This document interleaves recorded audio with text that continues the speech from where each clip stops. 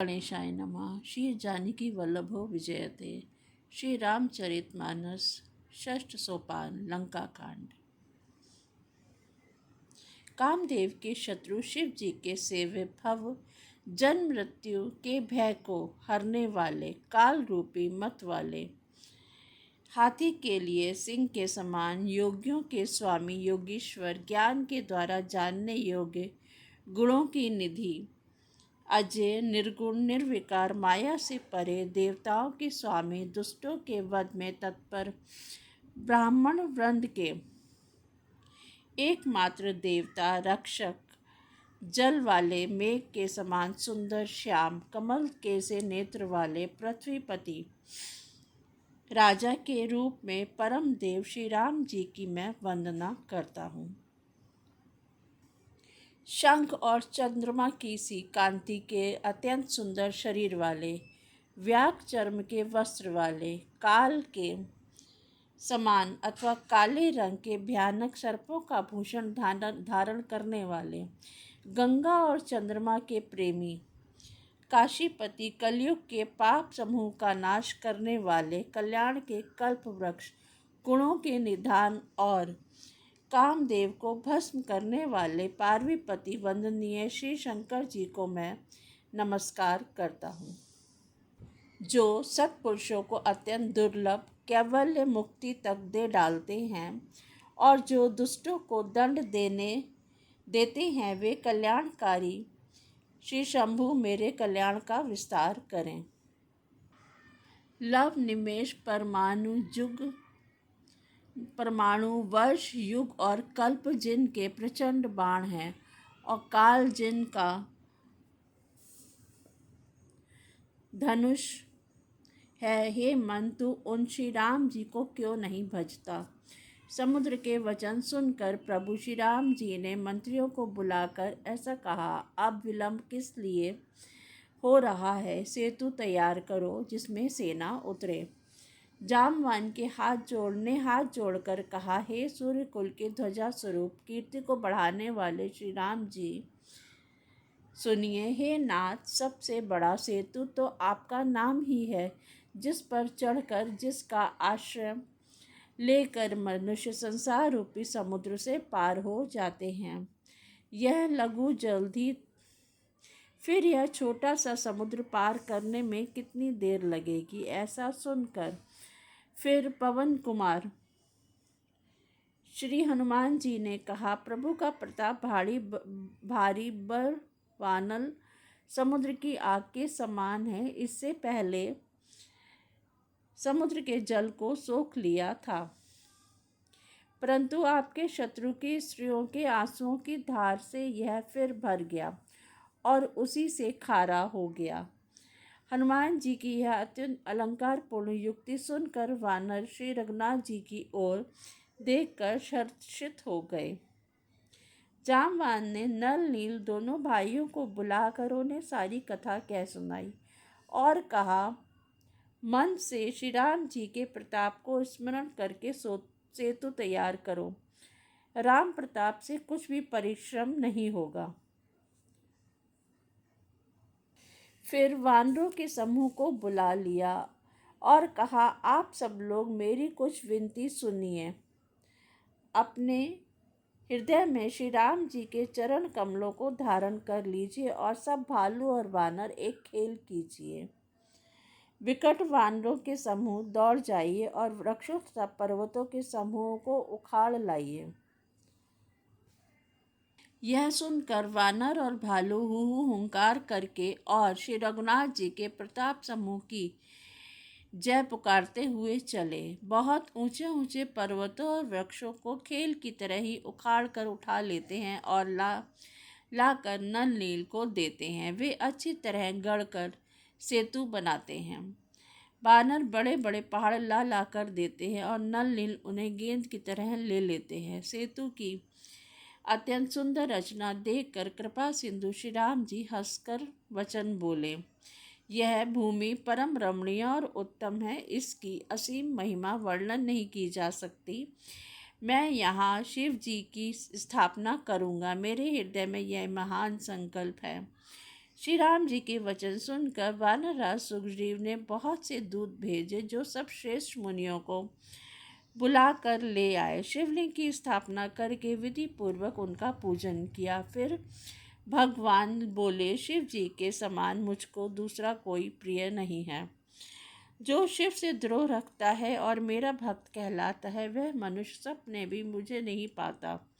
शंकर जी से विमुख होकर जो मेरी भक्ति चाहता है, वह नरकगामी, मूर्ख और अल्प बुद्धि है।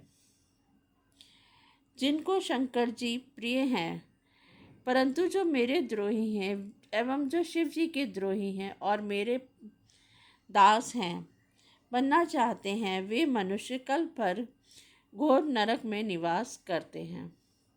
जो मनुष्य मेरे स्थापित किए हुए इन रामेश्वर जी के दर्शन करेंगे, वे शरीर छोड़कर मेरे लोक को जाएंगे, और जो गंगा जल लाकर इन पर चढ़ावेगा, वह मनुष्य सायुज्य मुक्ति पावेगा, अर्थात मेरे साथ एक हो जाएगा। जो छल छोड़कर और निष्काम होकर श्री रामेश्वर जी की सेवा करेंगे, उन्हें शंकर जी मेरी भक्ति देंगे, और जो मेरे बनाए हुए सेतु का दर्शन करेगा, वह बिना ही परिश्रम संसार रूपी समुद्र से तर जाएगा। श्री राम जी के वचन सबके मन को अच्छे लगे। तदंतर वे श्रेष्ठ मुनि अपने अपने आश्रम को लौट आए। शिव जी कहते हैं, हे पार्वती, श्री रघुनाथ जी की यह रीति है कि वे शरणागत पर सदा प्रीति करते हैं। चतुर नल और नील सेतु बांधा। श्री राम जी की कृपा से उनका यह उज्ज्वल यश सर्वत्र फैल गया। जो पत्थर आप डूबते हैं और दूसरों को भी डुबा देते हैं, वे ही जहाज के समान स्वयं तैरने वाले और दूसरों को पार ले जाने वाले हो गए। यह ना तो समुद्र की महिमा का वर्णन की गई है और ना पत्थरों का गुण और ना वानरों की ही कोई करामात है। श्री रघुवीर के प्रताप से पत्थर भी समुद्र पार तैर गए। ऐसे श्री राम जी को छोड़कर जो किसी दूसरे स्वामी को जाकर भजते हैं, वे निश्चय ही मंद बुद्धि हैं। नल नील ने सेतु बांधकर उसे बहुत मजबूत बनाया। देखने पर वह कृपा निधान श्री राम जी के मन को बहुत अच्छा लगा। सेना चली जिसका कुछ वर्णन नहीं हो सकता। योद्धा वानरों के समुदाय गरज रहे हैं। कृपालु श्री रघुनाथ जी सेतु बंध के तट पर चढ़कर समुद्र का विस्तार देखने लगे। करुणाकंद प्रभु के दर्शन के लिए जब जलचरों के समूह प्रकट हो गए, जल से ऊपर निकल आए। बहुत तरह के मगर, नाक, घड़ियाल, मच्छ और सर्प थे, जिनके 100-100 योजन बहुत बड़े बड़े शरीर थे। कुछ ऐसे भी जंतु थे जो उनको भी खा जाएं। किसी किसी के डर से तो वे भी डर रहे थे। वे सब बैर विरोध भूलकर प्रभु के दर्शन कर रहे हैं, हटाने से भी नहीं हटते। सबके मन हर्षित है, सब सुखी हो गए। उनकी आड़ के कारण जल नहीं दिखाई पड़ता। वे सब भगवान का रूप देखकर आनंद और प्रेम में मग्न हो गए। प्रभु श्री राम जी की आज्ञा पाकर सेना चली। वानर सेना की विपुलता, अत्यधिक संख्या को कौन कह सकता है। सेतु बंध पर बड़ी भीड़ हो गई, जिससे कुछ वानर आकाश मार्ग से उड़ने लगे और दूसरे कितने ही जलचर जीवों पर चढ़ चढ़कर पार जा रहे हैं।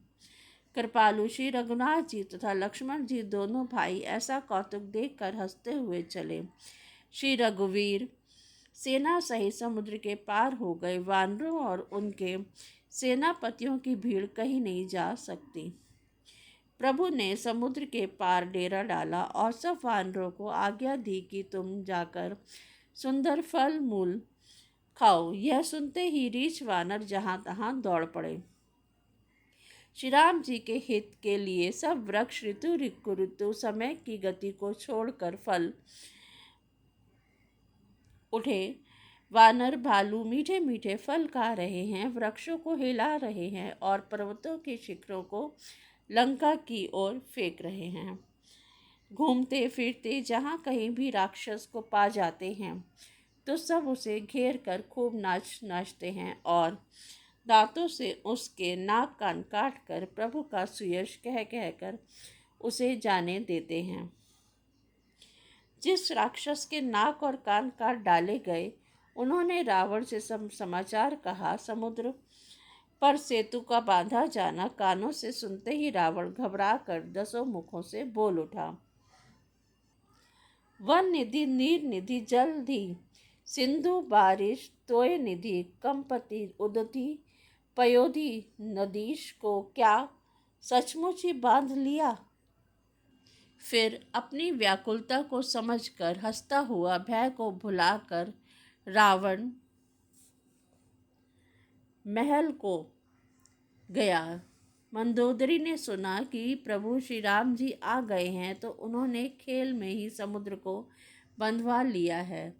तब वह हाथ पकड़कर पति को अपने महल में लाकर परम मनोहर वाणी से बोली। चरणों में सिर नवाकर उसने अपना आंचल पसारा और कहा, हे प्रियतम, क्रोध त्याग कर मेरा वचन सुनिए। हे नाथ, वैर उसी के साथ करना चाहिए जिससे बुद्धि और बल के द्वारा जीत सकें। आपने और श्री रघुनाथ जी में निश्चय ही कैसा अंतर है, जैसा जुगनू और सूर्य में। जिन्होंने विष्णु रूप से अत्यंत बलवान मधु और कैटव दैत्य मारे और वह बरहा नरसिंह रूप से महान शूरवीर दिति के पुत्रों हिरण्याक्ष और हिरण्यकशिपु का संहार किया। जिन्होंने वामन रूप से बलि को बांधा और परशुराम रूप से सहस्त्रबाहु को मारा, वे ही भगवान पृथ्वी का भार हरण करने के लिए राम रूप में अवतीर्ण हुए हैं। हे नाथ, उनका विरोध न कीजिए जिनके हाथ में काल, कर्म और जीव सभी हैं। श्री राम जी के चरण कमलों में सिर नवाकर उनकी शरण में जाकर उनको जानकी जी सौंप दीजिए और आप पुत्र को राज्य देकर वन में जाकर श्री रघुनाथ जी का भजन कीजिए। हे नाथ, श्री रघुनाथ जी तो दीनों पर दया करने वाले हैं। सम्मुख जाने पर तो बाघ भी नहीं खाता। आपको जो कुछ करना चाहिए था वह सब आप कर चुके हैं। आपने देवता, राक्षस तथा चर अचर सभी को जीत लिया है। हे दशमुख, संत जन ऐसी नीति कहते हैं कि चौथे पन में राजा को वन चले जाना चाहिए। हे स्वामी, वहाँ आप उनका भजन कीजिए जो सृष्टि के रचने वाले, पालने वाले और संहार करने वाले हैं। हे नाथ, आप विषयों की सारी ममता छोड़कर उन्हीं शरणागत पर प्रेम करने वाले भगवान का भजन कीजिए, जिनके लिए श्रेष्ठ मुनि साधन करते हैं और राजा राज्य छोड़कर वैरागी हो जाते हैं। वही कौशलाधीश श्री रघुनाथ जी आप पर दया करने आए हैं। हे प्रियतम, यदि आप मेरी सीख माने लेंगे तो आपका अत्यंत पवित्र और सुंदर यश तीनों लोकों में फैल जाएगा। ऐसा कहकर नेत्रों में करुणा का जल भरकर और पति के चरण पकड़कर कांपते हुए शरीर से मंदोदरी ने कहा, हे नाथ, श्री रघुनाथ जी का भजन कीजिए जिससे मेरा सुहाग अचल हो जाए। तब रावण ने मंदोदरी को उठाया और वह दुष्ट उससे अपनी प्रभुता कहने लगा। हे प्रिय, सुन, तूने व्यर्थ ही भय मान रखा है। बता तो जगत में मेरे समान योद्धा कौन है? वरुण, कुबेर, पवन, यमराज आदि सभी दिक्पालों को तथा काल को भी मैंने अपनी भुजाओं के बल से जीत रखा है। देवता, दानव और मनुष्य सभी मेरे वश में हैं। फिर तुझको यह भय किस कारण उत्पन्न हो गया है? मंदोदरी ने उसे बहुत तरह से समझा कर कहा, किंतु रावण ने उसकी एक भी बात नहीं सुनी और वह सभी सभा में जाकर बैठ गया। मंदोदरी ने हृदय में ऐसा जान लिया कि काल के वश होने से पति को अभिमान हो गया है। सभा में आकर उसने मंत्रियों से पूछा कि शत्रु के साथ किस प्रकार से युद्ध करना होगा। मंत्री कहने लगे, हे राक्षसों के नाथ, हे प्रभु, सुनिए, आप बार बार क्या पूछते हैं? कहिए तो ऐसा कौन सा बड़ा भय है जिसका विचार किया जाए? भय की बात ही क्या है? मनुष्य और वानर भालू तो हमारे भोजन की सामग्री हैं।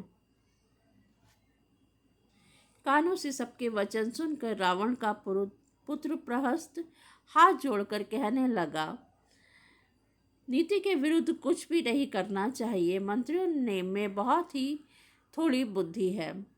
ये सब मूर्ख खुशामदी मंत्री ठुकुर सुहाती मुंह देखी कह रहे हैं, हे नाथ, इस प्रकार बातों से पूरा नहीं पड़ेगा। एक ही बंदर समुद्र लांघकर आया था, उसका चरित्र सब लोग अब तक भी मन ही मन गाया करते हैं, स्मरण किया करते हैं। उस समय तुम लोगों में से किसी को भूख न थी, बंदर तो तुम्हारा भोजन ही है, फिर नगर जलाते समय उसे पकड़कर क्यों नहीं खा लिया। इन मंत्रियों ने स्वामी आपको ऐसी सम्मति सुनाई है जिसे सुनने में अच्छी है, पर जिससे आगे चलकर दुख पाना होगा, जिसे खेल ही खेल में समुद्र बांध दिया और जो सेना सहित सुबेल पर्वत पर आ उतरा। हे भाई, कहो वह मनुष्य है जिसे कहते हो कि हम खा लेंगे। वह गाल फुला फुला कर पागलों को की तरह वचन कह रहे हैं। हे तात, मेरे वचन को बहुत आदर से बड़े गौर से सुनिए। मुझे मन में कायर ना समझ लीजिएगा। जगत में ऐसे मनुष्य झुंड के झुंड हैं जो प्यारी, मुंह पर मीठी लगने वाली बात ही सुनते और कहते हैं। हे प्रभु, सुनने में कठोर परंतु परिणाम में परम हितकारी वचन जो सुनते हैं और कहते हैं, वे मनुष्य बहुत ही थोड़े हैं। नीति सुनिए, पहले दूत भेजिए और फिर सीता को देकर श्री राम जी के प्रति मेल कर लीजिए, प्रीति मेल कर लीजिए। यदि वे स्त्री पाकर लौट जाए तब तो झगड़ा ना बढ़ेगा, नहीं तो यदि ना फिरे तो हे तात, सम्मुख युद्ध भूमि में उनसे हठपूर्वक मार काट कीजिए। हे प्रभु, यदि आप मेरी यह सम्मति मानेंगे तो जगत में दोनों ही प्रकार से आपका सुयश होगा। रावण ने गुस्से में भरकर पुत्र से कहा, अरे मूर्ख, तुझे ऐसी बुद्धि किसने सिखाई? अभी से हृदय में संदेह हो रहा है। हे पुत्र, तू तो बांस की जड़ में घमोई हुआ, तू मेरे वंश के अनुकूल या अनुरूप नहीं हुआ। पिता की अत्यंत घोर और कठोर वाणी सुनकर प्रहस्त ये कड़े वचन कहता हुआ घर को चला गया। हित की सलाह आपको कैसे नहीं लगती, आप पर कैसे असर नहीं करती, जैसे मृत्यु के वश हुए रोगी को दवा नहीं लगती। संध्या का समय जानकर रावण अपनी 20 भुजाओं को देखता हुआ महल को चला। लंका की चोटी पर एक अत्यंत विचित्र महल था।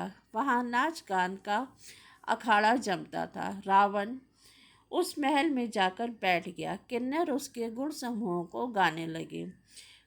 ताल, पखवाज, मृदंग और वीणा बज रहे हैं। नृत्य में प्रवीण अप्सराएं नाच रही हैं। वह निरंतर सैकड़ों इंद्रों के समान भोग विलास करता है।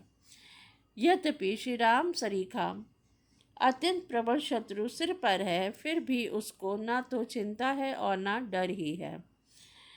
यहाँ श्री रघुवीर सुबेल पर्वत पर सेना की बड़ी भीड़ के साथ उतरे। पर्वत का एक बहुत ऊंचा, परम रमणीय, समतल और विशेष रूप से उज्ज्वल शिखर देखकर वहाँ लक्ष्मण जी ने वृक्षों के कोमल पत्ते और सुंदर फूल अपने हाथों से सजाकर बिछा दिए। उस पर सुंदर और कोमल मृग छाल बिछा दी। उसी आसन पर कृपालु श्री राम जी विराजमान थे। प्रभु श्री राम जी वानर राज सुग्रीव की गोद पे अपना सिर रखे हैं। उनकी बाईं ओर धनुष तथा दाहिनी ओर तरकस रखा है। वे अपने दोनों कर कमलों से बाण सुधा रहे हैं। विभीषण जी कानों से लगकर सलाह कर रहे हैं। परम भाग्यशाली अंगद और हनुमान अनेकों प्रकार से प्रभु के चरण कमलों को दबा रहे हैं। लक्ष्मण जी कमर में तरकस कसे और हाथों में धनुष बाण लिए वीरासन में प्रभु के पीछे सुशोभित है। इसी प्रकार कृपा, रूप, सौंदर्य और गुणों के धाम श्री राम जी विराजमान है। वे मनुष्य धन्य हैं जो सदा इस ध्यान में लौ लगाए रहते हैं। पूर्व दिशा की ओर देखकर प्रभु श्री राम जी ने चंद्रमा को उदय हुआ देखा। तब वे सबसे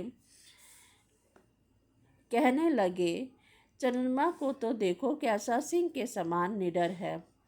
पूर्व दिशा रूपी पर्वत में गुफा में रहने वाला अत्यंत प्रताप, तेज और बल की राशि यह चंद्रमा रूपी सिंह अंधकार रूपी मतवाले हाथी के मस्तक को विदीर्ण करके आकाश रूपी वन में निर्भय विचर रहा है। आकाश में बिखरे हुए तारे मोतियों के समान हैं, जो रात्रि रूपी सुंदर स्त्री के श्रृंगार हैं। प्रभु ने कहा, भाइयों, चंद्रमा में जो कालापन है वह क्या है?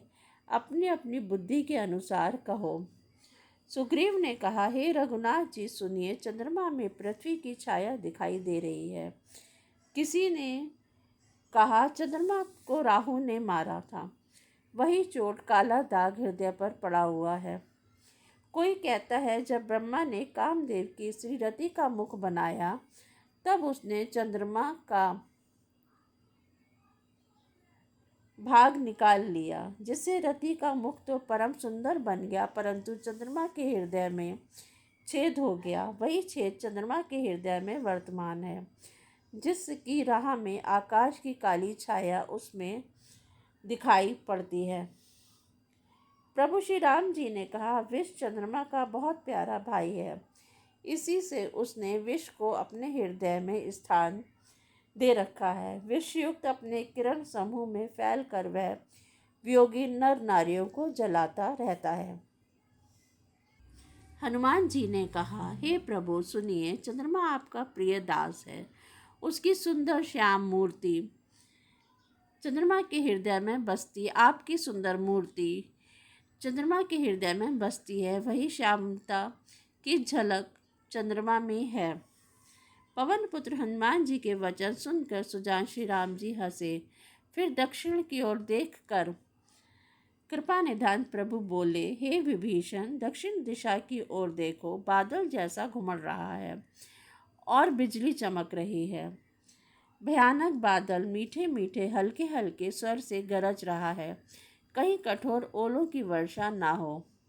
विभीषण बोले, हे कृपालु, सुनिए, यह ना तो बिजली है, ना बादलों की घटा। लंका की चोटी पर एक महल है, 10 ग्रीव रावण वहाँ नाच गान अखाड़ा देख रहा है। रावण ने सिर पर मेघ डंबर, बादलों के डंबर जैसी विशाल काला छत्र धारण किए रखा है। वही मानो बादलों की अत्यंत काली घटा है। मंदोदरी के कानों में जो कर्ण फूल हिल रहे हैं, हे प्रभु, वही मानो बिजली चमक रही है। हे देवताओं के सम्राट, सुनिए, अनुपम ताल और मृदंग बज रहे हैं। वही मधुर गर्जन ध्वनि है। रावण का अभिमान समझकर प्रभु मुस्कुराए। उन्होंने धनुष चढ़ाकर उस पर बाण संधान किया और एक ही बाण से रावण के छत्र मुकुट और मंदोदरी के कर्णफूल का प्रकाश गिराए। सबके देखते देखते वे जमीन पर आ पड़े, पर इसका भेद किसी ने नहीं जाना। ऐसा चमत्कार करके श्री राम जी का बाण वापस आकर फिर तरकश में घुस गया। यह महान रस भंग रंग में भंग देखकर रावण की सारी सभा भयभीत हो गई। ना भूकंप हुआ, ना बहुत जोर की हवा चली, ना कोई अस्त्र शस्त्री नेत्रों से दिखे। फिर ये छत्र मुकुट और कर्णफूल कैसे कटकर गिर पड़े। सभी अपने अपने हृदय में सोच रहे हैं कि यह बड़ा भयानक अपशगुन हुआ। सभा को भयभीत देखकर रावण ने हंसकर युक्ति रचकर ये वचन कहे, सिरों का गिरना भी जिसके लिए निरंतर शुभ होता जा रहा है, उसके लिए मुकुट का गिरना अपशगुन कैसा। अपने अपने घर जाकर सो रहो, डरने की कोई बात नहीं है। तब सब लोग सिर नवाकर घर गए। जब से कर्णफूल पृथ्वी पर गिरा, तब से मंदोदरी के हृदय में सोच बस गया। नेत्रों में जल भरकर दोनों हाथ जोड़कर वह रावण से कहने लगी, हे प्राणनाथ, मेरी विनती सुनिए। हे प्रियतम, श्री राम से विरोध छोड़ दीजिए। उन्हें मनुष्य जानकर मन में हट ना पकड़े रहिए। मेरे इन वचनों पर विश्वास कीजिए कि वे रघुकुल के शिरोमणि श्री रामचंद्र जी विश्व रूप हैं। यह सारा विश्व उन्हीं का रूप है। वेद जिनके अंग अंग में लोगों की कल्पना करते हैं। पाताल जिन विश्व रूप भगवान का चरण है। ब्रह्मलोक सिर है। अन्य बीच सब लोकों का विश्राम है। जिनके अन्य अन्य भिन्न भिन्न अंग हैं। भयंकर काल जिनका प्रकृति संचालन बहों का चलना है। सूर्य नेत्र है। बादलों का समूह बाल है। अश्विनी कुमार जिनकी नासिका है। रात और दिन जिनके अपार निमेष पलक मारना और खोलना है। वे दसों दिशाएं कान हैं। वेद ऐसा कहते हैं।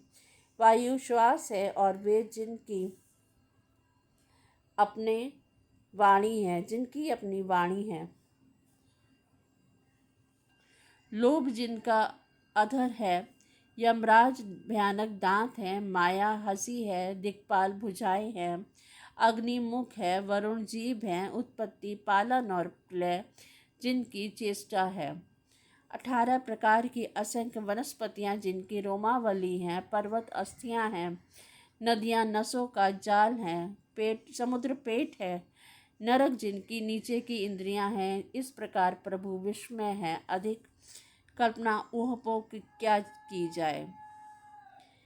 शिव जिनका अहंकार है। ब्रह्मा बुद्धि है। चंद्रमा मन है और महान विष्णु ही चित्त है। उन्हीं चराचर रूप भगवान श्री राम जी ने मनुष्य रूप में निवास किया है। हे प्राणपति सुनिए, ऐसा विचार कर प्रभु से बैर छोड़कर श्री रघुवीर के चरणों में प्रेम कीजिए, जिससे मेरा सुहाग न जाए। पत्नी के वचन कानों से सुनकर रावण खूब हंसा और बोला, अहो, मोह की महिमा बड़ी बलवान है। स्त्री का स्वभाव सब सत्य ही कहते हैं कि उसके हृदय में 8 अवगुण सदा रहते हैं। साहस, झूठ, चंचलता, माया, छल, भय, डरपोकपन, अविवेक, मूर्खता, अपवित्रता, निर्दयता। तुमने शत्रु का संग्राम विराट रूप गाया और मुझे उसका बड़ा भारी भय सुनाया। हे प्रिय, वह सब यह चराचर विश्व तो स्वभाव से ही मेरे वश में है। तेरी कृपा से मुझे यह अब समझ पड़ा। हे प्रिय, तेरी चतुराई मैं जान गया, तो इस प्रकार मेरी प्रभुता का बखान कर रही है। हे मृगनयनी, तेरी बातें बड़ी गूढ़ रहस्य भरी हैं। समझाने पर सुख देने वाली और सुनने में भय छुड़ाने वाली है। मंदोदरी ने मन में ऐसा निश्चय कर लिया कि पति को कालवश प्रतिभम हो गया है। इस प्रकार अज्ञानवश बहुत से विनोद करते हुए रावण को सवेरा हो गया। तब स्वभाव से ही निडर और घमंड में अंधा लंकापति सभा में गया। जय श्री राम।